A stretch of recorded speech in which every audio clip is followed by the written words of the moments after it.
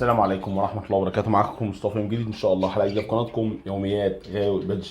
النهارده هنتكلم ان شاء الله في الحلقة بتاعتنا دي عن شيء مهم جدا جدا جدا، وهو انك ازاي تساعد الزغاليل مع الاهالي، وخصوصا لو اتأكدت ان الاهالي ما بتأكلش بشكل قوي، ما بتأكلش بشكل يساعد الزغلول ان هو يطلع نموه سليم ويطلع حجمه سليم. طيب النهارده ان شاء الله هنعلمك وهنقول لك ان شاء الله، واحنا كلنا بنتعلم من بعض آه ازاي ان انا ااكل الزغلول، وامتى اكل الزغلول، وامتى اتاكد فعلا ان الزغلول ده محتاج مساعده، وامتى ما اتاكدش ان الزغلول محتاج مساعده، وبالعكس مساعدتها ممكن تضر الزغلول وتعمل له مشكله مع الاهالي. هنتكلم في التفاصيل دي كلها ان شاء الله في الفيديو، وازاي ما نعودين بعض بشكل عملي على الفروخ اللي احنا شايفينها دي. دول 3 فروخ لا قوه الا بالله يا اخوات. رقم واحد، عشان تساعد الزغلول بيبقى في وقت معين، وهو الوقت اللي بعد يعني اول ما الدنيا تبتدي تضلم، اللي هو تبقى انت اتاكدت ان خلاص الاهالي مش هتخش تاكل تاني بالليل، اللي هم خلاص انت متاكد من جواك ان الاهالي خلاص بالفعل عشوا الفروخ بتاعتهم. تبقى انت متاكد من جواك ان الاهالي دي السرنجه يا جماعه اللي هو قاعد بتاعه التاكيل اهي. يبقى انت متاكد ان انت الاهالي عاشوا الفروخ بتاعتهم. ركزوا يا جماعه معايا في الكام نقطه اللي هقولها عشان والله بجد مهمين. يبقى عرفنا ان احنا الاول نتاكد ان الاهالي عاشوا الفروخ ومش هيخشوا تاني. تاني حاجه، الشكل العام للفرخ او الزغلول هو اللي بيخليني اوصل ان الزغلول ده هل فعلا محتاج مساعده ولا لا. بالشكل العام والنظري كده ويعني بالخبره المتواضعه اللي عندي اقدر اقول الزغلول دي مش محتاج مساعده. ليه يا مصطفى؟ الزغلول طلع صحتها قويه وريشها مكتمل بفضل الله. عرفت ازاي يا مصطفى ان ريشها مكتمل وهي لسه صغيره؟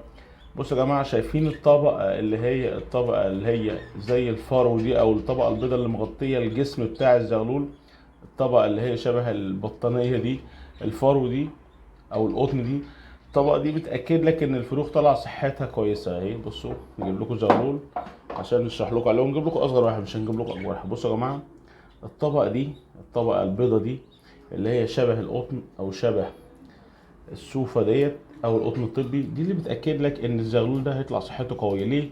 لان دي الطبقه اللي هي بتبقى البطانه، او الطبقه اللي هي قبل ظهور الريش والوان العصفور.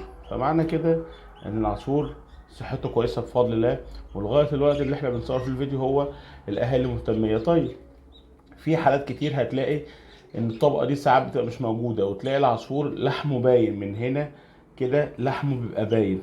المنطقه اللي تحت حابب اقول برضك ملهاش علاقه، يعني المنطقه دي دايما هي تبقى كده. بصوا هي دايما المنطقه دي تبقى مش مكسارش قوي في الغالب يعني. لكن هو بصوا احنا بنتكلم على الجزئيه اللي احنا شايفينها بعينينا ديت، اللي هي ديت اهي. بصوا دي كلها كده اهو. وحتى نجيب لكم الزغلول التاني اللي هو اكبر سنا عشان نشرح لكم الفكره. بصوا المنطقه دي، معلش الفيديو لو طول استحملوني بس عشان اوصل فكرتي كامله. بص هنا برضك الريش هيبتدي بقى يكسي، كل ما ده بيكبر يقفل يقفل يقفل كده لغايه ما الريش يقفل.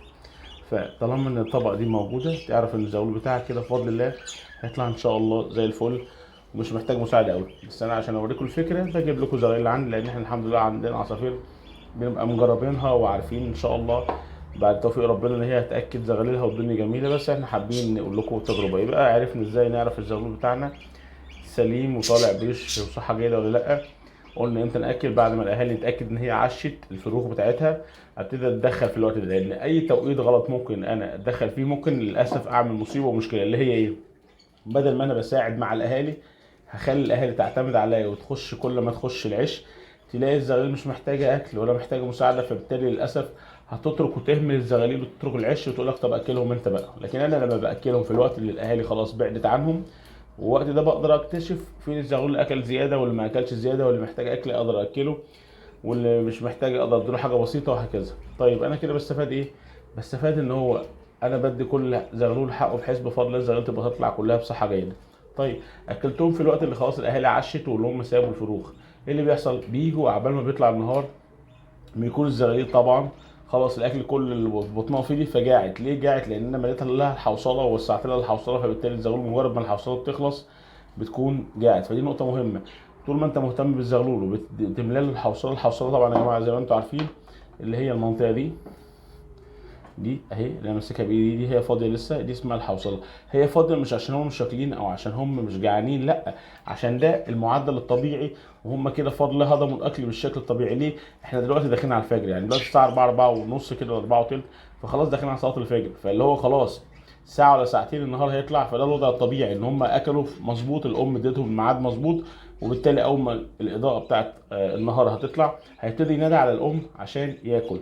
فتاخدوا بالكم من النقطه اللي احنا بنتكلم فيها بالله عليكم، عشان دي مهمه جدا. لكن انا هجرب لكم بس تجربه عملي، اللي هي بردك انا مش هديهم اكل كتير، وفي نفس الوقت انا مش متقل الاكل، مخففه. ليه؟ عشان يلحقوا يصرفوا ويطلبوا اكل بردك من الاهالي، بس عشان اوريكم التجربه عملي. فناخد بالنا من النقط اللي انا قلتها بالله عليكم، عشان دي مهمه جدا جدا. طيب المساعده دي بتفرق؟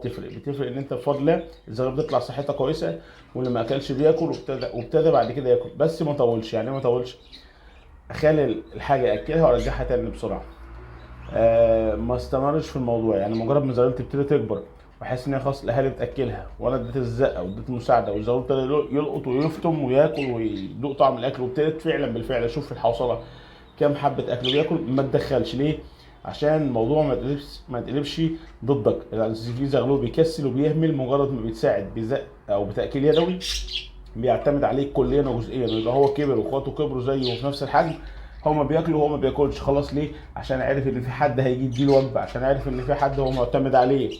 فناخد بالنا ونوريكم دلوقتي قبل ما الوقت يطول، عشان يلحقوا يصرفوا برضه. لو حد طبعا عايز يعرف الخلط يرجع الفيديوهات، انا عامل فيديوهات حوالي فيديوهين لموضوع التاكيل والمكونات بتاع التاكيل، والحمد لله جايبه انا معايا نتيجه بفضل الله.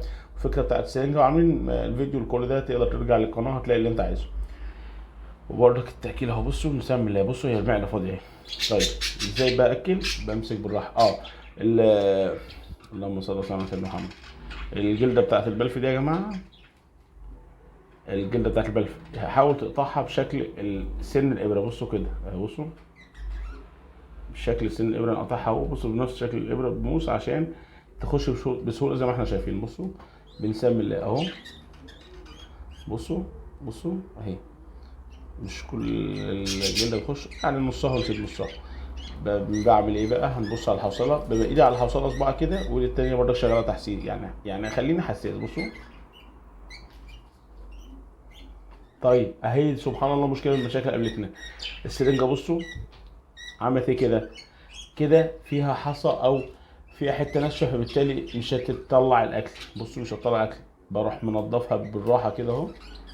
كل دي مشاكل هتقابلك، وكويس ان بتقابلنا واحنا شغالين، عشان بفضل الناس برضك تبقى واخده بالها ان الموضوع بسيط، بس انت تبقى حريص، يعني حريص جدا في التعامل مع الزغلول، عشان ده بيبقى يعني لسه عصفور ضعيف، يبقى تتعامل معاه بشكل واحده واحده. بصوا يا جماعه اهو، اهو اهو، بصوا دخلنا السنجه بسم الله كده اهو. بصوا الحصوات مالت بتاعتها ازاي، بصوا اتملت ازاي، لا قوه الا بالله. بصوا كانت فاضيه. انت مليتها قوي يا مصطفى؟ لا، ما انا مليتها، ما تخافوش، مش قوي، سايب ربع. لازم لما تاكل الزغلول دايما تسيب شويه هواء. ليه الهواء؟ عشان ياخد نفسه، عشان ما يتخنقش. يعني انت ممكن تملي له الحوصله وللاسف تكتمه، وفي نفس الوقت الاكل ولا يبقى تقيل قوي ولا سائل قوي، يعني يبقى في عرق بحيث ان الزغلول يقدر يهضم، وفي نفس الوقت ما يبقاش تقيل يكلكع، وفي نفس الوقت يبقى زي الميه. حتى لو الاهالي ماكلاه يبقى الزغلول اكن في حاجه ميه زي كده اكنه شرب. بصوا القوه اللي اتملت ازاي. بصوا نشوف اخوه، بصوا اهو اهو، بصوا فاضي ازاي. لاحظوا بقى لما هتتملي بفضل الله. طبعا هو انا خلاص النهار قرب يطلع وصلاه الفجر، بس احنا بنوريكم بس ايه الفكره، عشان كده انا مخفف الوجبه. بصوا الحصلات. بصوا عمل تاني عادي جدا. طالما عمل تاني ما تضغطش، ما تفضلش اضغط. ليه؟ ممكن تضغط ضغطه جامده 2 3 تروح مطرشقه في وش او في معده للاسف الزغلول، تفرقع له حوصلته. يعني ايه تفرقع له حوصلته يا مصطفى؟ يعني الزغلول للاسف يموت منك وانت مش دريان. فدي كلها الحمد لله مشاكل كويس ان هي بتبقى على الهوا كده زي ما بيقولوا. فبرضك ايه هي بتبقى ايه القصه؟ بيبقى في حصى او حاجه ما اتطحنتش كويس او في حته خشنه. فدي كلها دي مسائل بسيطه ومسائل مقدور عليها زي ما بيقولوا اهو. بصوا نبتدي نجرب تاني. الحمد لله ده كله بيظهر كده واحنا شغالين. ما طحنتهاش كويس في الكبه، مش عارف ايه، ده كله بسيط. بصوا لاحظوا بقى هي ايه، بصوا بتتملي ازاي، بتملي زي لا قوه الا بالله. بتملي كده. نخش على التالت. بصوا ركزوا كده. تالت اهو، تالت اهو. برضك بالراحة، كل حاجة بهدوء وبالراحة. بصوا الحصالة فاضية. بص طبعا فك التاني بالراحة كده اهو. بصوا بسايس الزغلول بالراحة اهو كده اهو اهو. بصوا طلعت ازاي، لاحظتوا انتفخت ازاي كده. يبقى احنا اكلنا التلات زغاليل والحمد لله. بصوا لا قوة الا بالله، بصوا لا قوة الا بالله الفروخ، بصوا لا قوة الا بالله الفروخ، بصوا لا قوة الا بالله الفروخ يا جماعة اهي اهي قدام عينينا اهي اهي. بصوا الحصالة، بصوا لا قوة الا بالله الفروخ اهي اهي لا قوة الا بالله الفروخ اهي. الحوصله مليانه. انا بس بقلبهم لكم كده عشان تشوفوا الفروخ. لا قوه الا بالله. انا هرجعهم كده عشان ما اقلبلهمش معدتهم. وممكن اوريكم زغلول تاني، خليكم معايا اجيب لكم بردك زغلول سن اكبر شويه هنوريكم احنا بناكله. ورجعنا لكم تاني. بصوا ده بردك فرخه اكبر شويه بفضل الله.